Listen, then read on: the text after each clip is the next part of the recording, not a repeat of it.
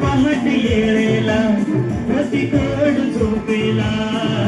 घेऊन मला होता नवरा खुशीला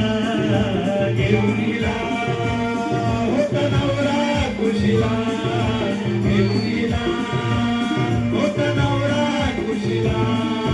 पहाट येळेला प्रतिकोड झोपेला घेऊन मला होता नवरा खुशीला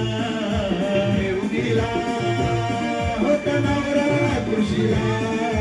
घेऊन